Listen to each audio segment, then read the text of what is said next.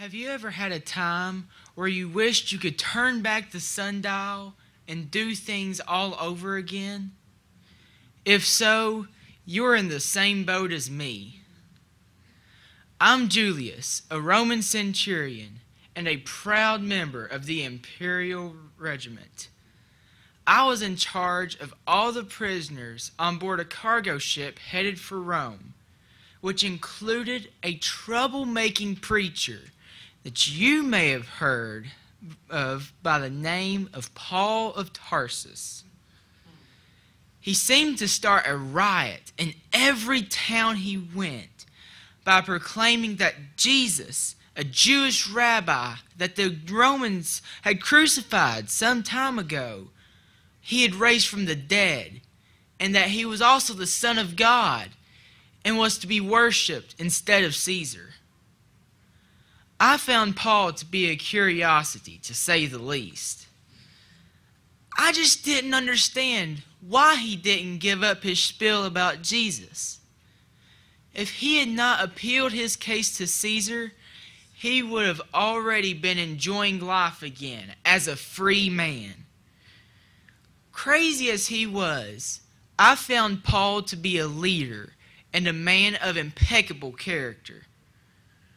When our ship docked at Sidon, I decided I could trust him enough so he could find some of his friends and they could provide for his needs. We sailed in fairly good weather until we got to Myra and Lycia. There we boarded an Alexandrian ship that was headed for Italy. The wind was contrary and kept blowing us off course. With great difficulty, we finally arrived at a place called Fair Havens. I had to make a very important decision on whether to go on to Phoenix or stay in Fair Havens for the winter. We were very close to the time of year that the docks would be displaying their signs saying the sea is closed because the weather was so unpredictable in the winter. So I was pressured to make a quick decision. Paul warned me and the ship's owner that we shouldn't go. He predicted that there would be loss of cargo, loss of the ship, and maybe even loss of our lives if we went. He had been shipwrecked more than once, so I suppose he could see the warning signs more clearly. At the time, I thought he was overreacting, or maybe had some ulterior motive for wanting to stay. Who did Paul think he was anyway? I was in charge here, and I was not going to take orders from a prisoner. I was frustrated that we had lost so much time already from the contrary winds. The ship's captain was getting aggravated because the more time it took, the more money he lost on this shipment of cargo. Despite its name, Fair Havens was not the ideal place to spend the winter, and most agreed that Phoenix would be much better. It wasn't even a day sailing away, and the wind seemed to be in our favor. I made the decision to go to Phoenix, one we would all later regret.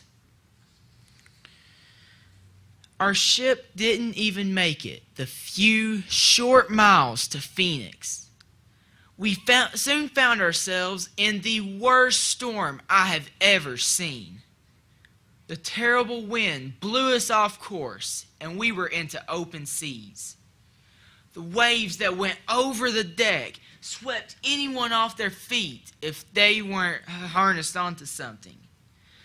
The ship was being tossed around like a rag doll, and it wasn't the place for anyone with a weak stomach.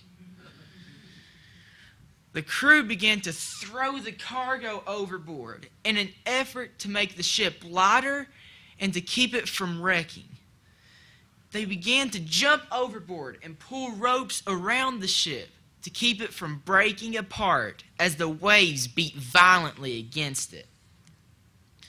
The sky was so dark, We could no longer see the sun or the stars. As the storm raged on day after day, night after night, we sat in utter darkness, and hopelessness settled in like a thick fog. We finally lost all hope of ever being saved. The stars were our navigation system. Without them, we were totally lost. How would we be able to stay away from the Syrtis? Even the thought of that possibility gripped us with terror. The Syrtis was a gulf off the coast of Africa that went from deep to suddenly shallow. It had mysteriously devoured entire crews, leaving only the ship that was once a mighty ship to be beat up into splinters and washed up on the shore.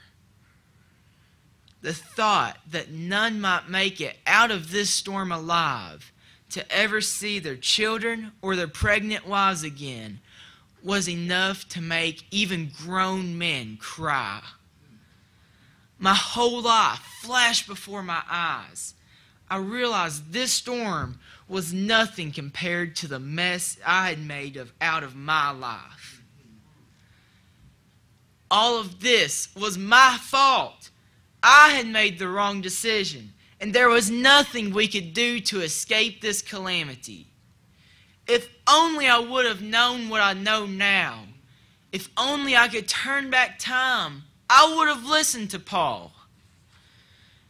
It was almost as if he read my mind. He didn't miss the chance to rub it all in with an "I told you so." He said, "You should have taken my advice and stayed at Fairhavens, and we could have prevented all of this trouble and loss." Thank you, Captain Obvious. But he continued, "But take courage.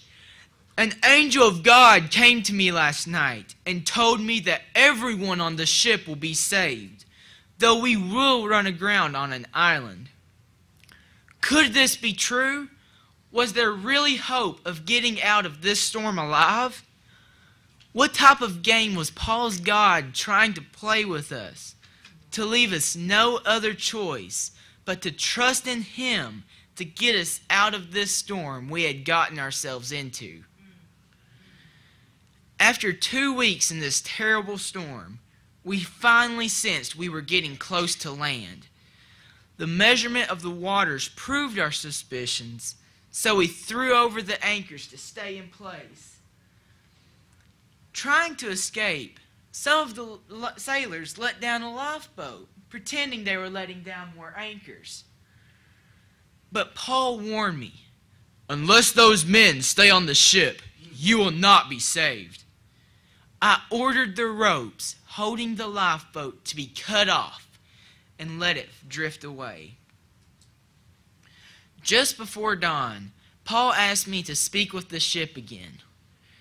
We Romans knew that his remaining calm during the storm was the mark of a true prophet, as if his accurate prediction about the storm and the loss of cargo wasn't enough already. Paul told us, "You have been 14 days without food, and now I urge you to take some food. Not one of you will lose a hair of your head, but you will need the food for your survival." He then took bread, gave thanks to God, and gave some to all of us. Once we ate, we threw the rest of the grain overboard to further lighten the ship. When morning broke, we saw a bay with a beach, even though we didn't recognize the land. We threw off the anchors and went full speed ahead. All seemed to be going well until the ship got caught in the sand. The waves pounded against the ship and beat it into pieces. We were all able to swim or float on planks from the broken ship and make it safely to the island of Malta. Amazingly, all 276 people on board were saved. Paul's God had protected us. We stayed there that winter, and the people of the island showed us great kindness. I have never had an encounter with a God that was there for me to give me comfort and hope when I had done nothing on my own to earn His favor. In fact, all I did was make a mess out of everything. If Paul's God could give me a new start from this storm, could He give me new hope for a new life as well? I must ask Him more about this Jesus He keeps talking about.